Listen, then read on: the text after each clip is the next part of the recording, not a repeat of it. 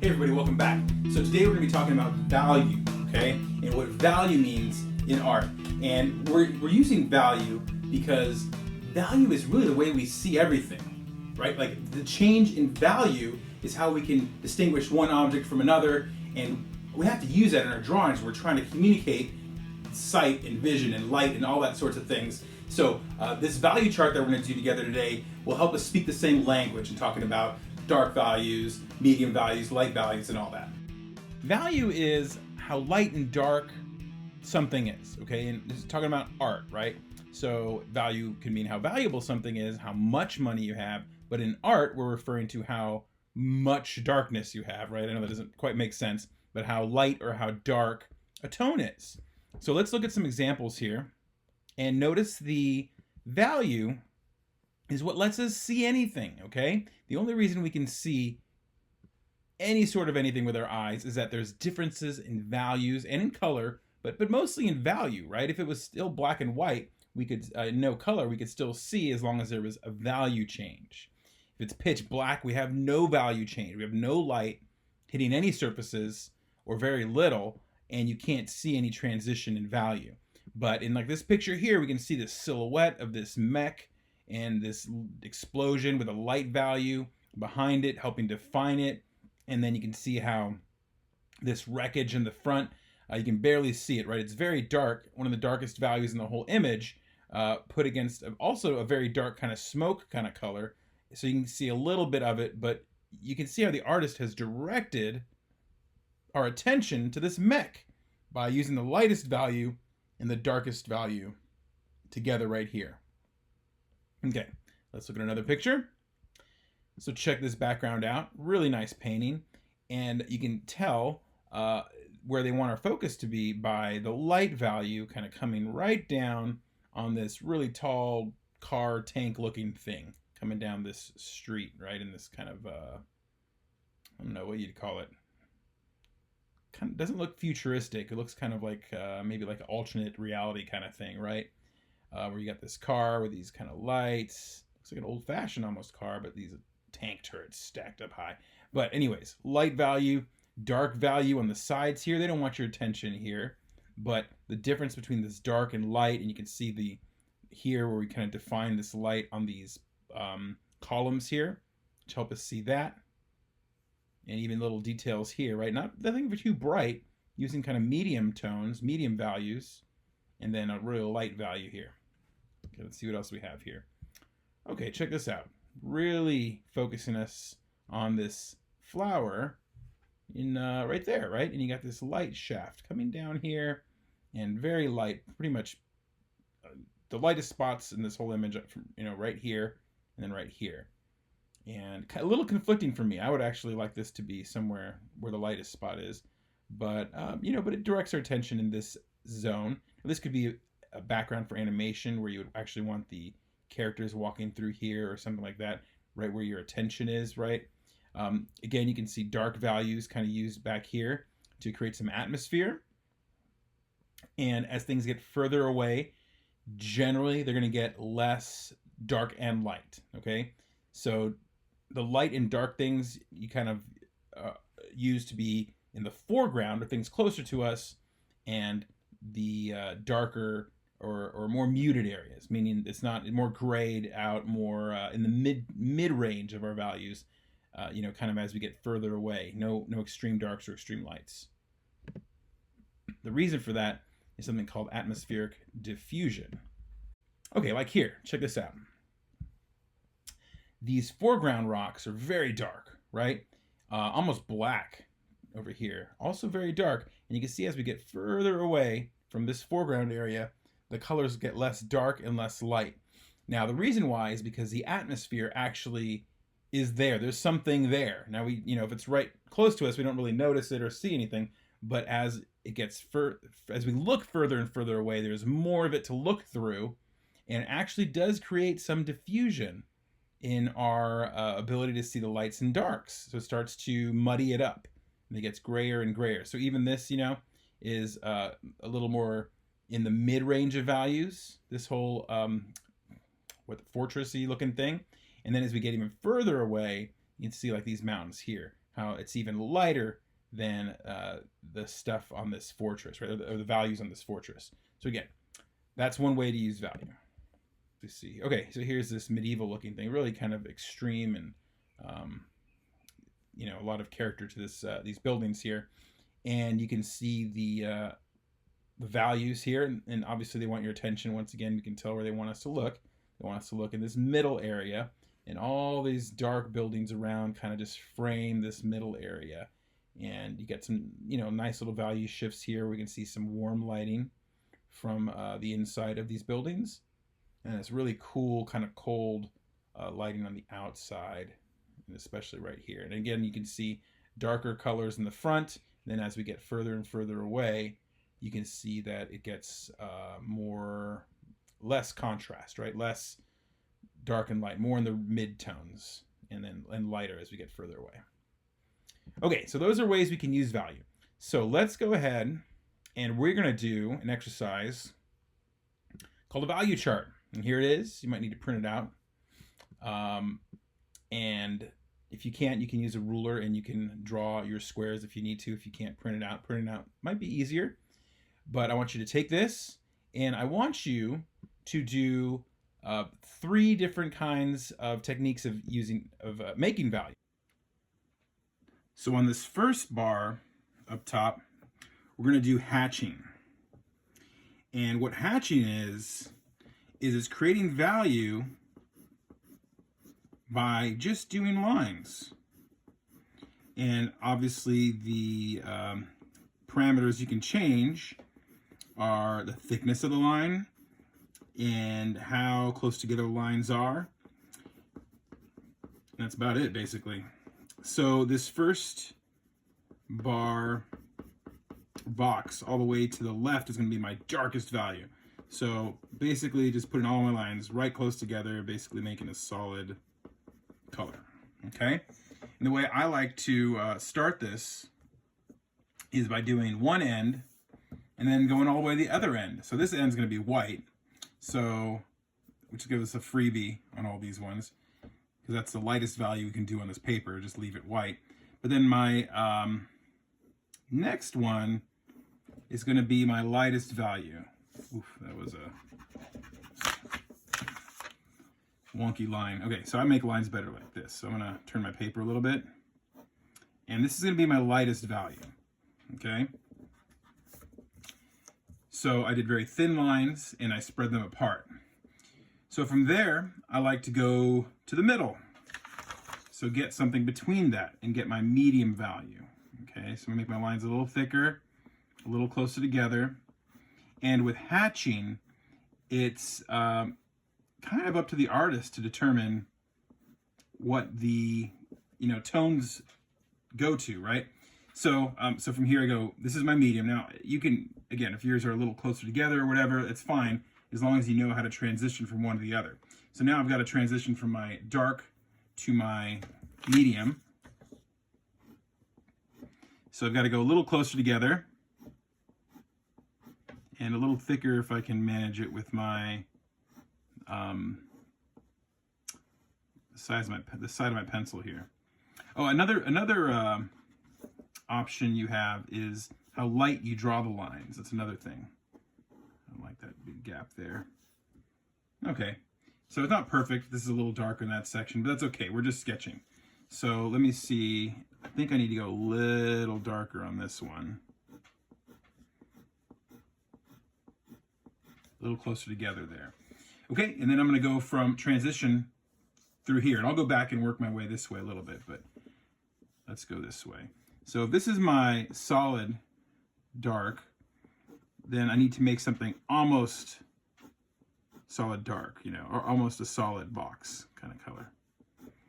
And all I'm going to do is go over it again. If that looks even lighter than that, well, I'm just going to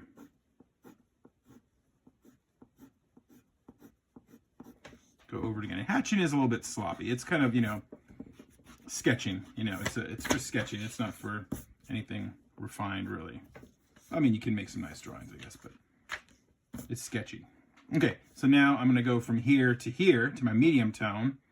So I need to lighten up my value a little bit. Okay, it looks pretty close to that. So I think I need to add some more lines here. Okay, that looks pretty good. Now I'm going to transition to this light value here. So now I don't have a mid one to put, so I just have to kind of gauge what I'm doing here. Okay, and then maybe, and there we go. I've got hatching. Okay, on this bottom one, below that, we're going to create this next set of boxes. I'm going to use cross hatching to create value. Okay, and I can go diagonally. And this is going to be my darkest value here. So I can go all sorts of different ways. So all I'm doing is hatching, but I'm cross hatching by making lines in lots of directions to get my dark value here. Okay, now on my lighter end, I'm going to do diagonal lines here. And that's going to be my light. Let's go to a medium here. Oh, this is my lightest, sorry, this is my next lightest. So this would be my medium tone. Let's try and get something between the two. And don't be afraid to turn your paper. I'll say that probably quite often. Turn your paper to whatever suits your hand the best. So, okay, maybe that's my medium. I feel like I might go a little darker with that, but let's work with that and see how this works out for me. Okay, I'm gonna go from here to here. And let's see here, let's go a little darker.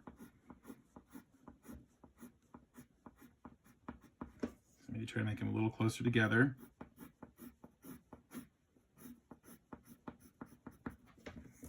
Maybe I do another direction. That might be good there. Okay, so the next one I'm gonna go almost to my darkest. So try to make those pretty close together.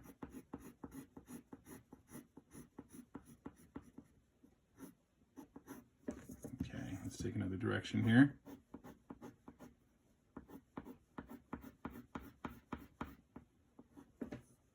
That's pretty dark. I can see this, and you can always go back and make another one darker. Like I'm gonna really darken that up so it's almost solid black. I see it transitioning here. Now I gotta get something between these two. Okay, so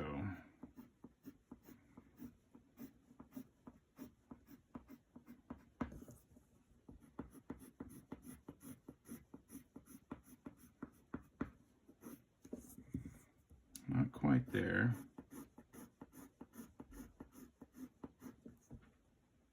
Okay, all right. I'm gonna work with that. Now I'm gonna get lighter here. So I gotta start spreading these apart.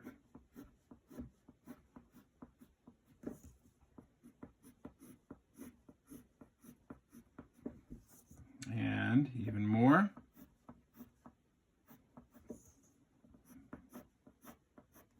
There we go. Okay, the last bar will be the most time-consuming one. On this one, I'm going to try and create a solid tone as best as possible here. So, an even tone throughout the whole box.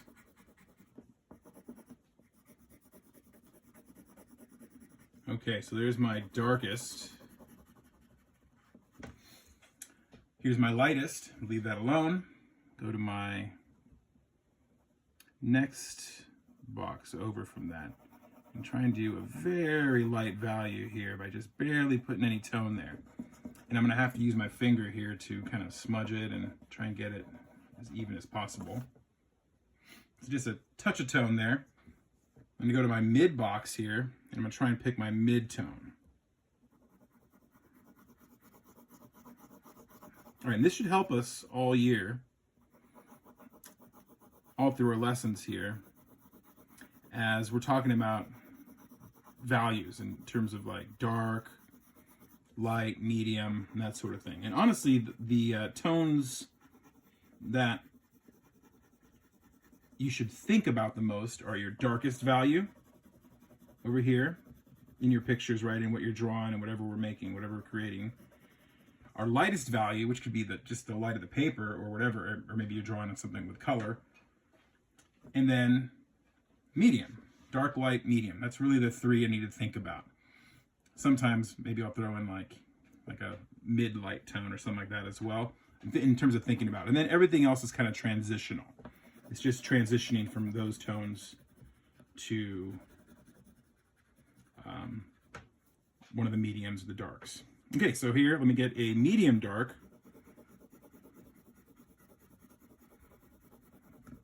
And again, I'm using the flat side of my pencil here, where it's kind of been not sharperly anymore. And I'm trying to use that to get more of a broad mark with my pencil. And a even mark. So let me see how this is going here. Okay. And I use Prismacolor pencils to draw most of the time, if I have them handy, because I started using them. Well, I've always liked Prismacolors, but because they're less glossy, so a lot of times the light would kind of reflect on them kind of weird. You still might get a little bit of reflection, but not much. Graphite, pencils give you a lot of reflection sometimes, and that was the main reason. But they just kind of feel nice to draw with. I don't know. Okay, I'm going to make this tone even darker so I can really get a nice transition here. And always easier to go darker than it is to go lighter, right? If you have to lighten something up, it could prove tricky. Okay, so I'm going to go to this tone here. So I have a pretty clear reference on both sides of it, so I know when to stop. Pencil's about done. Let's see where this one's at.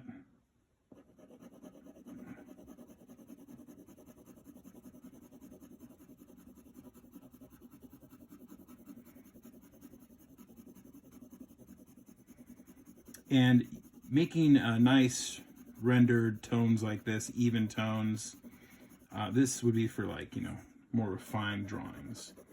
I mean, you could use it for anything really, but hatching would typically be used more for a sketch. Okay, did I get somewhere a little darker? I think I did there. Okay, now let's try and get between these two here. Gotta find the flat, there it is. I'm trying to get between my medium dark, so this would be like medium dark, right? To my medium value.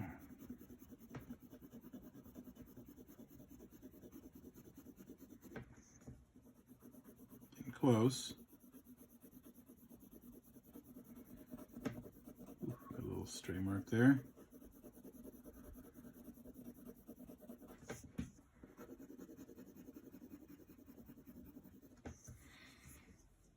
Okay, that's working for me.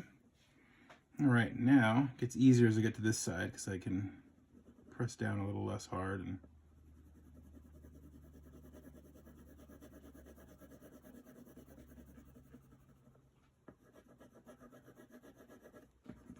I think I just need to smudge that. Just adding some. Okay, that might need to go a little darker.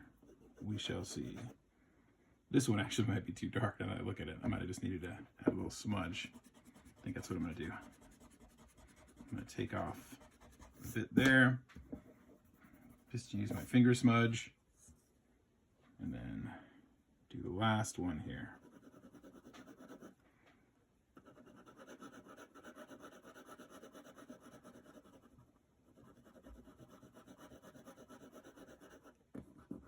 Try and smudge that here. I think I went too dark already.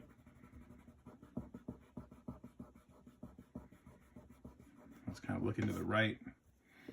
And look to the left too much. Let's see. Yeah, that got a little darker. All right, so what that means, I'm gonna darken this a little bit more. And these are pretty subtle distinctions here. Once again, mostly you'll be thinking in terms of dark, medium, and light when we're doing shading and all that. And all the rest is transitional. Okay, I think that looks better. I think I just need to add a little more there.